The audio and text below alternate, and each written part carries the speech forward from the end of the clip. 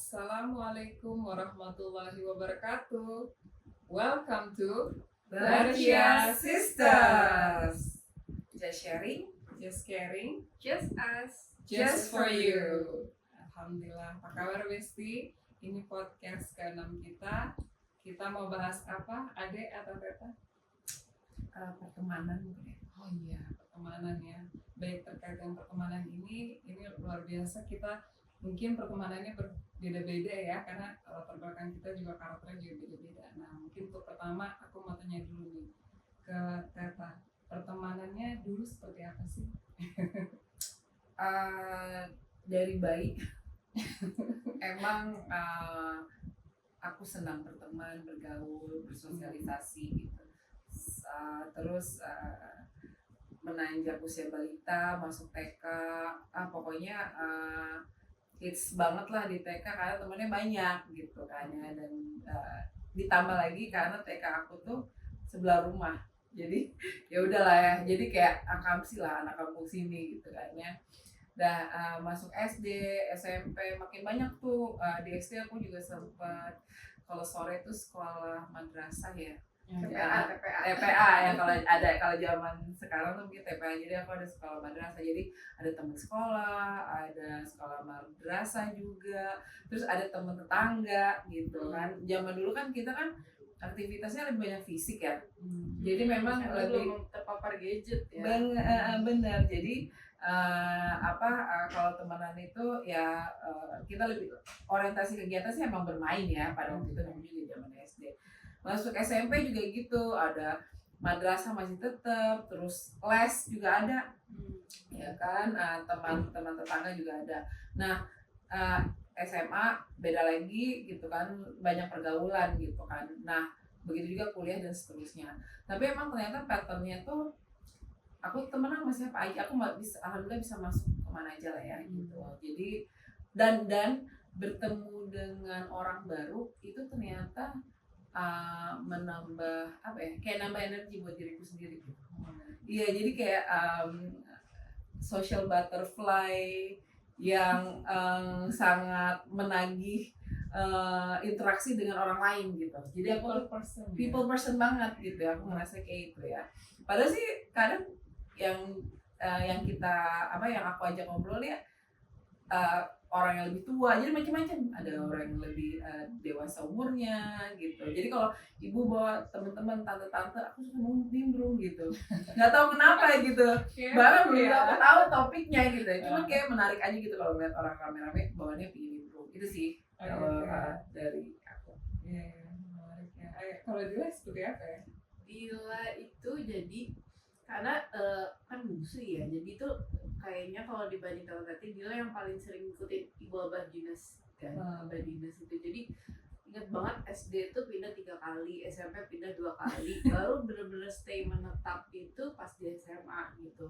Jadi tuh waktu di SD pun misalnya baru punya temen deket sebentar, abis itu udah pindah lagi, adaptasi lagi gitu. Jadi kalau dibilang punya teman SD yang ini banget sih, sampai sekarang sih nggak ada.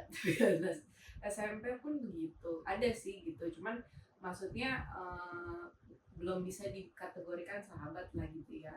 Nah baru SMA itu ada mulai stay di satu sekolah, nah itu baru tuh bisa ngebangun ada teman main, ada sahabat gitu. Ya udah, tapi memang kayaknya sih kehidupan SMA sih yang paling berkesan kalau buat Dila ya. Karena mungkin udah settle dari sini atau gimana? Ya karena mungkin pas pertama kalinya nggak pindah-pindah sekolah gitu kan, jadi akhirnya bisa membangun pertemanan lebih erat lah gitu pada saat SMA. Kalau kamu sharing dong, kan kamu dulu orangnya pemalu. Oh iya. Ya kalau aku ya Besti, ternyata aku beda banget sama Teta. Yang Teta people person ya, kalau aku tuh social energinya bisa low kalau banyak ya.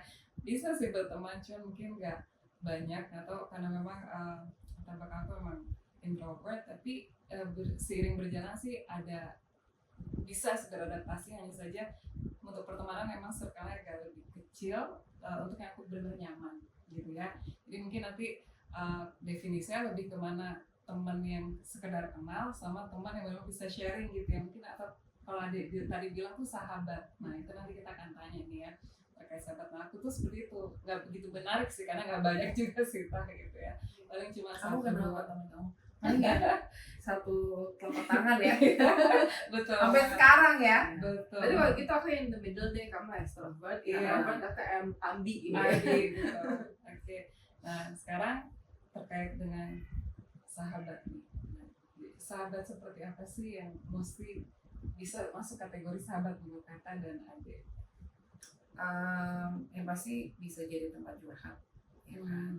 Kalau biasa jadi tempat curhat karena aku orangnya susah mendengar orang lain, Dia harus jadi jadi pendengar aku yang baik ya. harus punya Sama sahabat yang pendengar baik gitu kan, yang mau dengerin aku melimpah ruahkan segala emosi dan permasalahan aku. Itu satu. Dia nggak boleh protes loh, dia cuma boleh dengerin aja. Jadi pendengar yang baik, pendengar yang baik. Berarti justru Nggak harus solutif, nggak harus pribadinya justru bertolak belakang sama dirimu ya Kak ya. Yes, akhirnya 90%, 10% ada yang ternyata modelnya kayak aku juga gitu. Kamu harus dominan gitu ya. Secara enggak, jadi gini, tidak dimaksudkan seperti itu, tapi automatically gitu ngomong ya. Nah, tetapi ada juga satu atau dua yang justru lebih dominan dari aku dan lebih talkative. Dan itu kadang aku yang kayak, amazed, ada orang yang lebih banyak ngomong lebih dari aku gitu ya. Ternyata aku nggak sendirian di dunia ini. Terus ketiga, kalau udah menanjak dewasa ini biasanya yang punya value-value sama. Tipikalnya. Jadi kalau dulu itu misalnya, kalau kita ibaratkan model piramida, aku piramida kebalik. Jadi banyak terus ngelucut, jadi kayak terscreening dengan sendirinya gitu loh, sampai akhirnya benar-benar orangnya ternyata yang benar-benar dekat dan sahabat tuh tipikalnya ya either itu tadi dia bertolak belakang karena dia aku talkative, dia pendengar yang baik, atau yang memang sama gitu. Jadi dan itu biasa dari circle yang berbeda-beda, jadi nggak satu circle aja gitu, dan semakin kecil kesini. Oke, benar-benar sahabat sendirian. Definisi sahabat buat Dila. Iya. Ini agak dalam kayaknya gitu ya, karena Perlu tisu nggak? aku baru kenalan sahabat aku tuh hampir jalan 2 tahun kali ya. Jadi Dila tuh karena memang benar-benar tadi ya SMA tuh stay di satu sekolah, jadi disitulah benar-benar ngebangun punya, itu pun bisa dibilang yang dekat banget dan klik gitu ya, itu satu sahabat gitu. Walaupun sih temen banyak gitu sebenarnya gitu, tapi yang benar-benar klik terus mau menerima Dila padanya, terus Dila juga menerima dia padanya gitu, dan kita tuh bisa yang kayak nelfon tuh berjam-jam, bermalam-malam, sampai begadang, bahkan sampai kadang tidur sampai ketiduran gitu, bahkan Sleep call gitu ya? Iya, pokoknya dan nggak pernah kehabisan topik gitu. Nah jadi emang bahkan kadang kalau misalnya kita lagi Receh ya? receh aja gitu, pokoknya intinya kalau misalnya lagi nggak mau ngomong tapi itu telepon tetap nyala ya gitu tuh ya fine aja gitu kan. Ada yang mungkin kalau misalnya udah kehabisan topik atau gimana kan di awkward ya, buat apa call gitu, tapi ini tuh benar-benar yang bisa segitunya gitu. Ya kayaknya emang kalau definisi sahabat buat Dila yaitu punya kesukaan yang sama gitu kan. Misalnya sama-sama suka skincare, sama-sama suka drakor, sama-sama suka shopping misalnya sama-sama suka ngaji misalnya. Oke, itu terkait dengan sahabatnya. Nah mulai kesini tadi kalau menurut Teta makin ibarat piramida makin mengecil ya. Aku boleh tahu nggak kenapa kira-kira? Karena mencari orang yang vibes-nya sama itu nggak banyak gitu. Terus seiring umur ada kebutuhan moral tertentu yang akhirnya merunut dan menuntut kita untuk berteman dengan teman-teman tertentu. Maksudnya kita nyamannya kayak misalnya contoh adalah kesini-sini di umurku yang tidak terlalu muda lagi, ternyata aku udah mulai tertarik dengan banyaknya kajian kayak gitu ya. Terus Masya Allah iya, terus kayak kalau mau nongkrong tengah malam lagi aku udah mulai ngantuk gitu ya. Jadi kalau nyari temen yang Veta yuk nongkrong yuk atau dugem, bukannya nggak mau, ngantuk gitu ya kan. Jadi kayak nanti deh bisa nggak sore aja, kan nggak ada yang belum buka, bisa kayak gitu kan. Iya juga ya. Jadi akhirnya automatically polanya berubah gitu, dan itu membuat membuat aku secara tidak sadar ternyata memilih untuk berteman dengan orang yang vibes-nya kurang lebih sama, yaitu yang jam 9 udah tidur kayak gitu ya. Terus sometimes yang tipikalnya itu misalnya kalau ibu aku bisa cerita tentang parenting, istri ya kan ya bisa curhat tentang suami kayak gitu. Jadi dan sekarang ini aku juga mulai mencari yang sekajian lah gitu, karena kayaknya menuntut ilmu penting ya, terutama ilmu agama. Jadi memang aku mencari teman-teman yang bisa menambah ilmu buat aku. Masya Allah. Kalau ada yang memang sahabatnya cuma satu ya dan bakal membantu ya. Yang ada tadi terkait dengan lingkungan ya. Kira-kira lingkungan itu berpengaruh nggak sih dalam pertemanan? Banget. Ya, di mana? Ya karena kan tadi ya, maksudnya kita kan sebagai pribadi kan juga membawa nilai masing-masing ya gitu, punya latar belakang masing-masing gitu. Apalagi terutama kalau kita sudah berkeluarga ya, pasti ada sedikit adjustment juga gitu, karena kan mungkin kita ada pasangan gitu ya. Jadi otomatis ketika kita berteman gitu, ya kita akan cari yang sefrekuensi gitu lah ya, dan bisa menerima kondisi sekarang nih mungkin saya cuma bisa mengalokasikan waktu buat nongkrong gitu ibaratnya gitu kan, karena ada fokus-fokus yang harus diprioritasin gitu, apalagi kalau misalnya udah punya keluarga. Kalau Teta sendiri gimana? Penting banget menurutku, karena lingkungan itu yang akan membentuk pola berpikir kita. Sometimes ada kontribusi untuk pembentukan karakter gitu. Jadi memang sebisa mungkin kita cari lingkungan teman-teman yang bisa membawa vibes atau frekuensi yang positif. Nah, tips nih terkait buat besti-besti di luar sana, kira-kira seperti apa sih yang teman-teman atau kakak persahabatan yang memang itu terbaik menurut versi Ade? Menurut versi aku adalah yang selalu mengingatkan pada kebaikan. Either dia ada atau tidak ada ya. Karena aku ngerasa banget sahabat aku nih bahkan di detik-detik terakhirnya dia hidup gitu ya, tetap bisa memberikan hikmah gitu buat aku, dan aku ngerasa kayak titik balik aku akhirnya mau memperdalam ilmu agama lagi tuh ya salah satunya juga triggernya karena dia gitu, bahwa pada akhirnya apapun yang kita kejar di dunia ini sifatnya ya hanya sementara gitu ya, dan kita pada akhirnya akan kembali.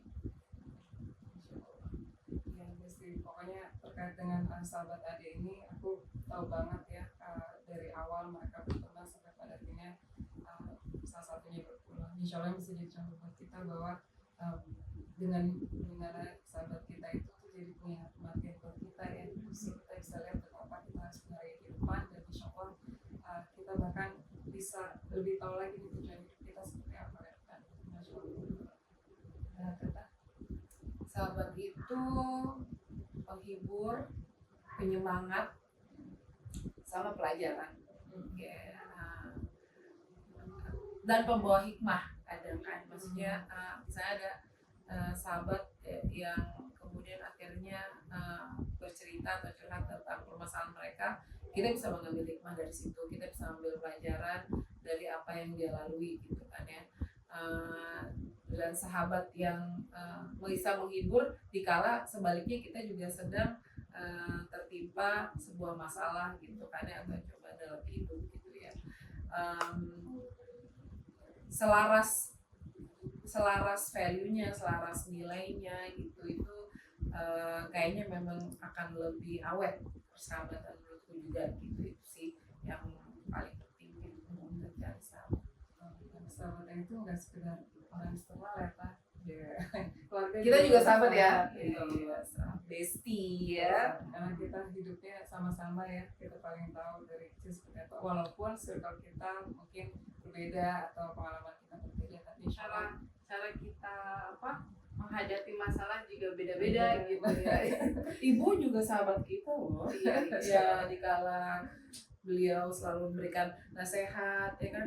Setiap saat aku dapat Selalu itu mengingatkan kita broadcast broadcast WA ya kan. Kamu kalian ngerasain juga kan gitu. Bahkan kita kadang kamu di Japri ini Iya. Atau kadang ibu yang nanya, kamu baca nggak tadi WA dari ibu? Belum ya kan gitu. Tapi beliau adalah pengingat.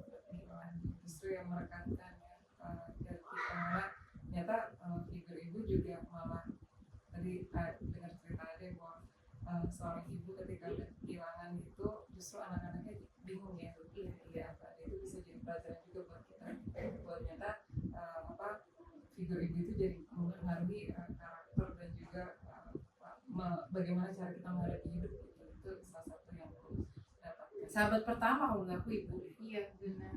Ya, Karena kita sosok pertama yang kita ketemu di dunia ini kan gitu. Kita dia lahir menemani dari setiap langkah kecil kita gitu ya, sampai kita betul. bisa seperti ini gitu, bisa ada di hari ini gitu. Itu ya memang sosok ibu sih. Bukan jadi teman main jangan.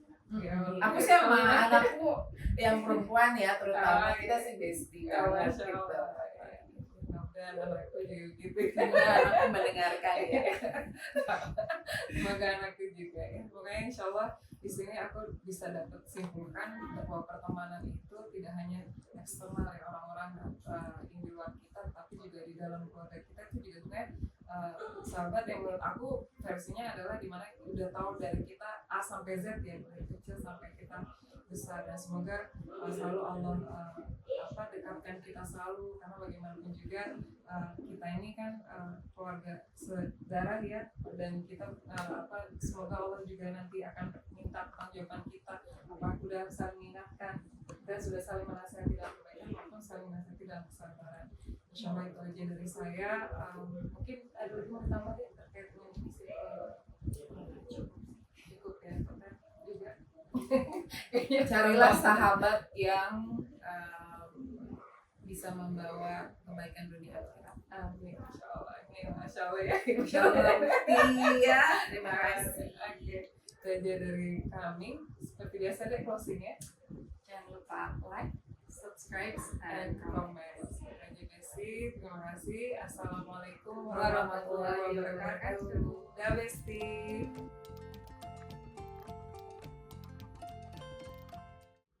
Penting banget karena lingkungan itu kalau misalnya ibarat kata ikan asin,